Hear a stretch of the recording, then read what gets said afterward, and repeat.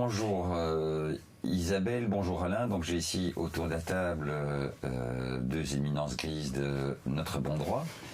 Je vais laisser parler Isabelle qui va nous expliquer un petit peu notre bon droit. Oui, alors notre bon droit, c'est une toute jeune ASBL puisqu'elle a été officiellement constituée ici au mois de janvier, avec de multiples objectifs, mais dont le cœur est véritablement la défense des droits des citoyens belges face à la gestion de la crise, entre guillemets, du Covid-19. Alors pas uniquement les citoyens belges, parce qu'on a conscience qu'étant la capitale de l'Europe, il y a sur notre territoire de nombreux résidents de diverses nationalités qui voient leurs droits tout autant bafoués que nous, et notamment avec ce kidnapping de la Belgique qui leur interdit aujourd'hui de quitter le territoire, sachant qu'il n'existe aucune définition juridique de ce qu'est un voyage non essentiel, pas plus d'ailleurs qu'il n'existe de définition juridique de ce qu'est un métier non essentiel, et tout ça au mépris du droit belge, du droit européen, de la Convention des droits de l'homme.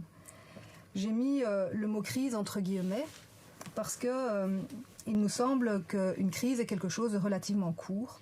Or, on a l'impression qu'on est installé dans un processus sur le long terme, processus qui a commencé bien avant la crise du Covid avec la confiscation du vivant par l'industrie, qu'elle soit pharmaceutique, pétrochimique ou agroalimentaire, et qui trouve un point culminant aujourd'hui avec cette campagne de vaccination entre guillemets aussi, qui bafoue les droits du patient au quotidien aujourd'hui et qui ne respecte pas non plus la législation sur le respect de nos données personnelles.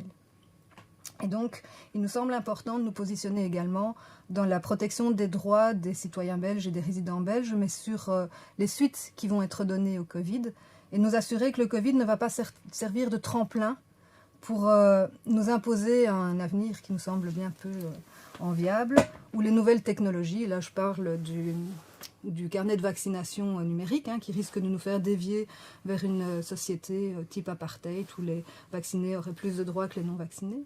Un carnet de vaccination qui risque d'être remplacé à terme par un carnet de vaccination sous-cutané, puisque le MIT, cet institut technologique du Massachusetts, est en train de finaliser son travail là-dessus, avec des tests qui ont déjà été faits sur des êtres humains en Afrique, au Malawi et au Kenya. Et là, on va rentrer de plein pied dans une société où l'ultra-contrôle sera la norme. Un ultra-contrôle qui sera encore plus instauré avec ces crypto-monnaies qui sont liées à notre activité physique, puisque la crise du Covid semble donner l'impression que le télétravail devrait devenir la norme. Et là, à partir du moment où notre télétravail est lié à ces crypto-monnaies, on est pieds et poings liés aux pieds de nos employeurs et de nos gouvernements.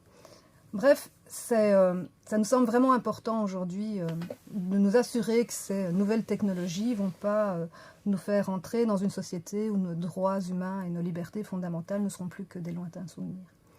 Et une des techniques que nous utilisons pour arriver à nos objectifs, c'est d'informer les citoyens au quotidien sur leurs droits. Et c'est la raison pour laquelle c'était important aujourd'hui d'être là avec Alain, qui fait partie de notre cellule juridique. Parfait. J'ai justement quelques questions juridiques assez concrètes. En quoi les arrêtés ministériels, donc les mesures, sont illégales? Alors, en réalité, ce qu'il faut comprendre, c'est que ces arrêtés ministériels ont été pris sur base de la loi donc de 2007 sur la sécurité civile, qui est une loi en fait qui a été élaborée suite à la catastrophe de Guy Languin. Donc c'est une loi en réalité qui avait comme objectif de véritablement faire face à une circonstance bien particulière, une urgence très particulière, très limitée dans le temps et dans l'espace. Donc ça, c'était véritablement la vocation, je dirais, de cette loi. C'était de donner un pouvoir, non pas au gouvernement, au roi, mais donc au gouvernement dans son ensemble, mais de le donner à un ministre pour faire face à une situation, je dirais, d'urgence, très limitée dans le temps, très particulière. On a utilisé cette loi qui habilite, qui est un processus qui est tout à fait, je dirais, admissible, permis, de donner, je dirais, un pouvoir d'incriminer, je dirais, des comportements à un gouvernement dans son ensemble ou bien à un ministre par arrêté ministériel. C'est tout à fait possible. c'est tout à fait admis.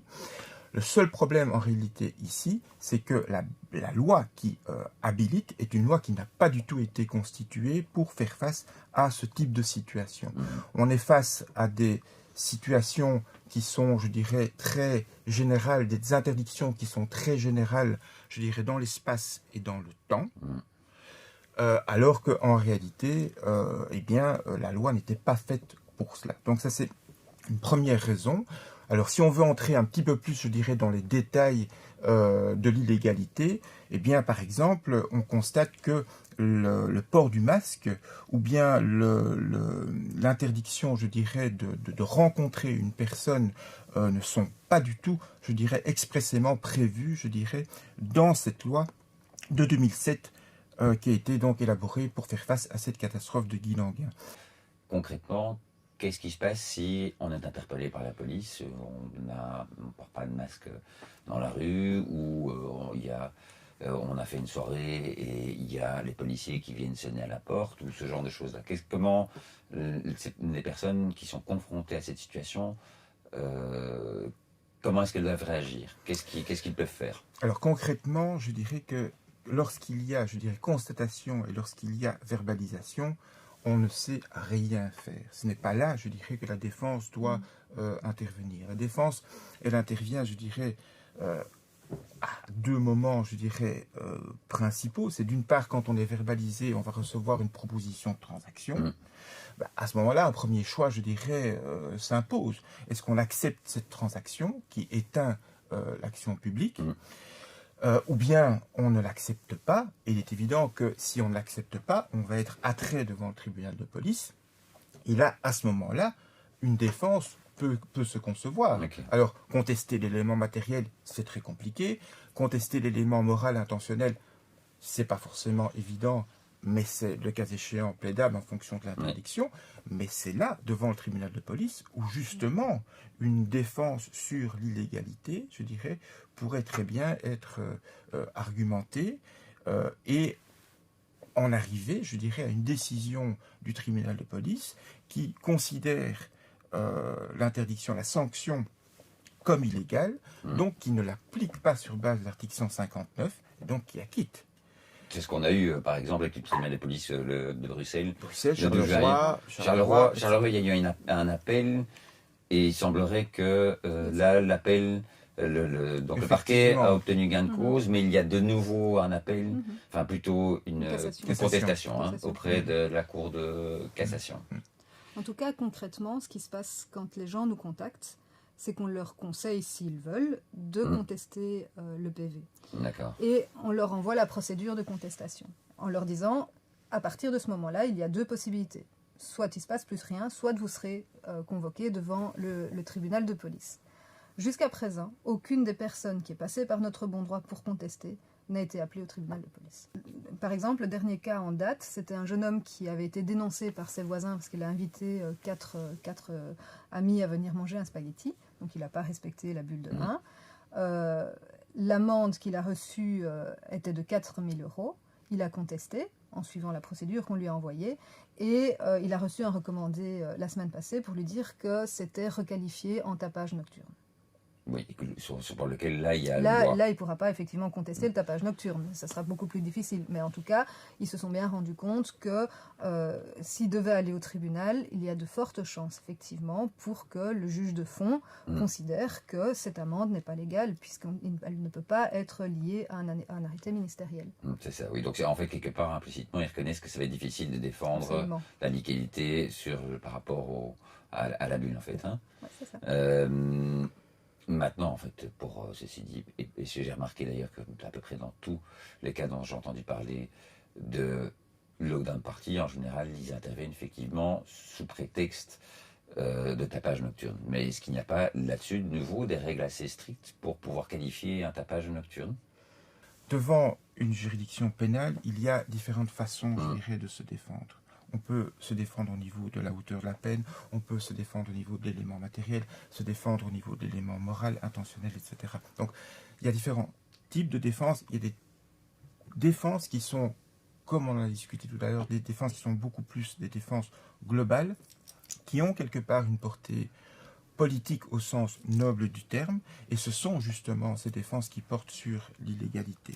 Donc je pense que si on veut faire bouger les choses, c'est véritablement agir au niveau de ce type de défense. Il est évident que si on avait eu une multiplication, je dirais, de décisions de première instance, de tribunaux de police, qui auraient déclaré illégales les sanctions, il y en a eu quelques-unes, pas énormément, mais s'il y avait eu beaucoup plus de décisions allant dans ce sens-là, à ce moment-là, il y aurait eu un mouvement de fond et une jurisprudence constante se serait développée pour considérer comme illégales ces interdictions et ces sanctions. Donc c'est ça, en réalité, qu'il aurait fallu obtenir pour pouvoir faire bouger les choses sur le plan des mentalités. Parce qu'effectivement, les interdictions qui sont prévues au niveau de ces arrêtés ministériels, oui, elles sont très largement contestables au niveau de l'illégalité. Il y a plusieurs arguments qui peuvent être développés.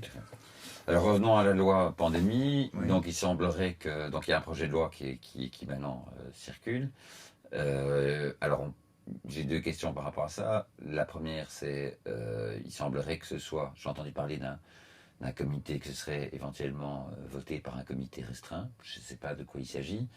Et deuxième chose, c'est que je présume qu'il y a moyen aussi de contester devant le Conseil constitutionnel ou la Cour constitutionnelle. Je crois qu'il y a 6 mois pour contester éventuellement cette loi, c'est possible? Alors, le principe, c'est que d'une part, donc, je rappelle simplement, je dirais, la procédure. Donc, la loi ici c'est un avant-projet de loi. Donc, ça émane du gouvernement. On va consulter la Chambre avant de consulter le Conseil d'État. Le Conseil d'État est obligatoire puisque c'est un avant-projet de loi, ce n'est pas une proposition de loi. Mais on va d'abord consulter pour avis la Chambre, ça va aller devant le Conseil d'État pour avis, qui est un avis qui sera purement, je dirais, indicatif, ça ne reste qu'un avis qui n'ira pas le gouvernement. Et puis, cette loi sera votée, plus que vraisemblablement, majorité contre opposition.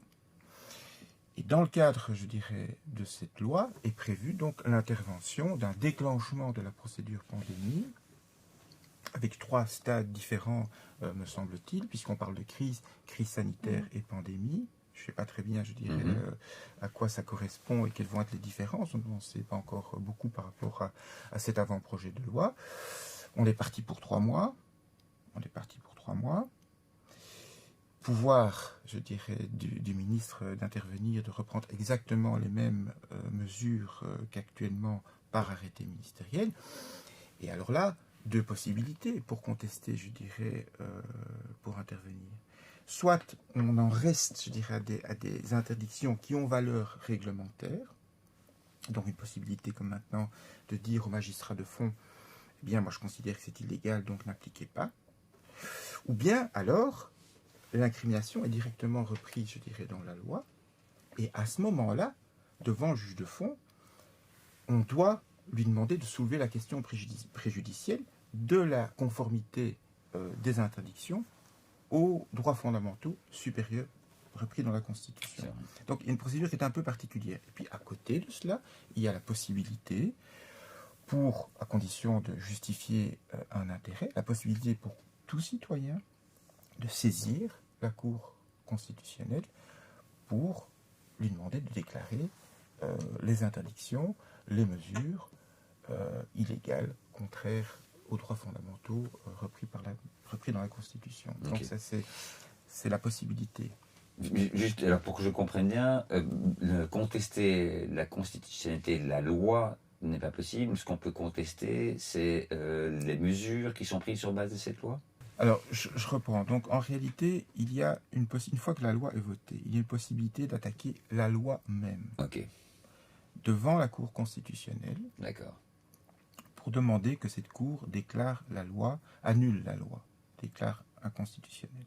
Bon, ça c'est une possibilité. C'est une possibilité qui appartient, je dirais, indépendamment de toute procédure au fond, qui appartient à tout citoyen. Condition de justifier d'un intérêt, mais voilà, c'est assez facile de trouver un intérêt à agir. Bon, ça c'est une possibilité. On saisit, on agit directement contre la loi, un citoyen agit directement contre la loi, demande à la Cour constitutionnelle de déclarer cette loi inconstitutionnelle, de l'annuler. Première chose. Puis, il y a une possibilité, dans le cadre d'une procédure au fond, devant le juge pénal, de dire « Je vous demande de poser la question à la Cour constitutionnelle de la conformité, je dirais, de cette loi aux droits fondamentaux. » Donc dans une procédure au fond très particulière. D'accord ? Cette question préjudicielle, c'est un peu le même principe qu'une déclaration d'illégalité par le juge du fond même, mais cette possibilité d'une déclaration et donc d'un écartement par le juge du fond même, ce n'est possible que si l'interdiction, si la sanction a une valeur réglementaire. C'est-à-dire que si on est dans un processus d'habilitation.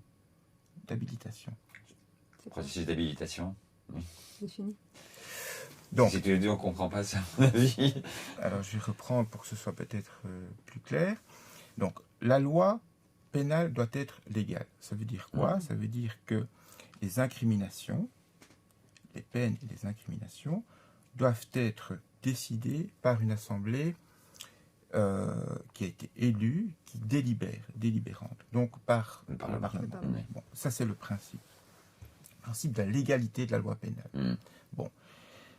Mais la loi peut se contenter de déterminer des peines avec des catégories d'infractions et laisser au gouvernement dans son ensemble la possibilité de déterminer les qualifications. C'est ce qui s'est passé maintenant. Donc, c'est ce qui s'est passé maintenant. Donc, vers quoi est-ce qu'on va aller avec cet avant-projet de loi ? Je pense qu'on va aller vers le même schéma, vers le même système. Quand on est dans un système comme celui-là, on peut directement, devant le juge de fond, contester la légalité. Et c'est lui, directement, qui va ne pas appliquer. Quand on est dans un processus d'habilitation, puisque l'interdiction a une valeur réglementaire, c'est pris par arrêté ministériel, le juge de fond peut dire « Moi, je considère que c'est illégal, donc je n'applique pas », sans devoir, je dirais, questionner la Cour constitutionnelle. Par contre, si tout le processus de l'incrimination est repris dans la loi, on est face à des sanctions et à des interdictions qui ont une valeur législative. Et à ce moment-là, le juge de fond doit poser la question de la légalité à la Cour constitutionnelle. La Cour constitutionnelle répond, et le juge de fond, à ce moment-là, si la réponse est négative, que la loi est inconstitutionnelle, à ce moment-là, peut ne pas appliquer et acquitter. Donc, vers quoi est-ce qu'on va aller, je dirais, maintenant, avec cet avant-projet de loi, sur base de ce que moi j'en sais, je sais pas, des éléments dont je dispose, ce serait plutôt vers un système où les interdictions auraient toujours une valeur réglementaire. Donc resterait alors la possibilité, la Cour constitutionnelle n'interviendrait plus que pour décider d'une illégalité de la loi dans son ensemble, sur requête d'un citoyen. C'est un peu complexe, pas forcément évident à comprendre, mais voilà, c'est le schéma. On sait très bien comment le système judiciaire fonctionne. Il y a une séparation des pouvoirs, mais derrière les pouvoirs, il y a des êtres humains, il y a des hommes qui se téléphonent, qui vont manger ensemble, qui vont, je dirais, boire des verres. Moi, j'étais au barreau, j'ai vu combien d'arrangements qui sont faits, je dirais, sur un coin de table, à une buvette de café, donc à une table de cafétéria. Donc il faut... Entre avocats et magistrats bien sûr que oui, et entre avocats aussi. Entre avocats, oui, ça fait un peu partie du jeu. Le droit, c'est justement ça qu'il faut faire comprendre aux gens, c'est que le droit, c'est pas une science exacte, donc ça veut dire que il y a un pouvoir d'appréciation qui est énorme dans le chef des magistrats, énorme. Quand on décide, un bête exemple, quand la garde d'un enfant, l'hébergement, tout ça est décidé sur base de l'intérêt de l'enfant. La loi ne reprend que cela, l'intérêt de l'enfant. Alors pour moi, ça veut dire quoi l'intérêt de l'enfant? C'est autre chose que pour toi, c'est autre chose que pour vous. Le premier juge va considérer que l'intérêt de l'enfant, c'est ça. Le juge d'appel va considérer que c'est autre chose. Et heureusement, voilà. Aussi, hein.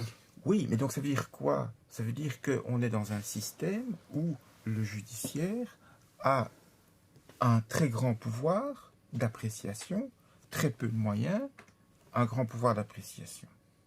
Voilà. Donc ça veut dire que les coups de téléphone, les arrangements, on sait comment ça fonctionne quand même.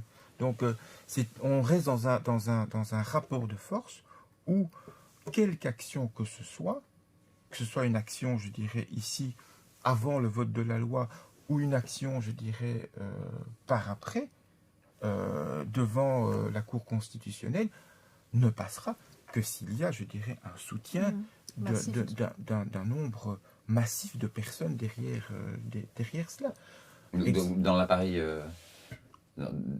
judiciaire, c'est ça que vous voulez dire? La population. Dans la population. Dans la population.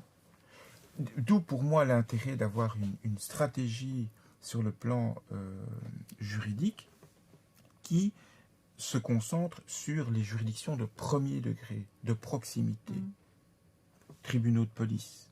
Hein? Bon, ici, puisqu'on est au pénal. Pourquoi? Parce que ce sont ces juridictions-là qui vont avoir le plus d'indépendance. Parce que ce sont des magistrats qui sont dans une dynamique. C'est pas pour rien qu'on choisit d'être juge de paix ou qu'on choisit d'être juge de police.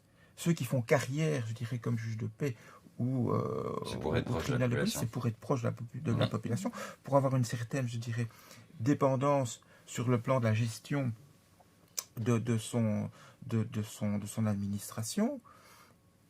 Donc c'est là où on peut trouver des magistrats qui sont véritablement indépendants et qui peuvent, je dirais, soulever des choses qui sont, je dirais, énormes et illégales, beaucoup plus que des actions, je dirais, de grande envergure devant la Cour constitutionnelle ou devant le Conseil d'État.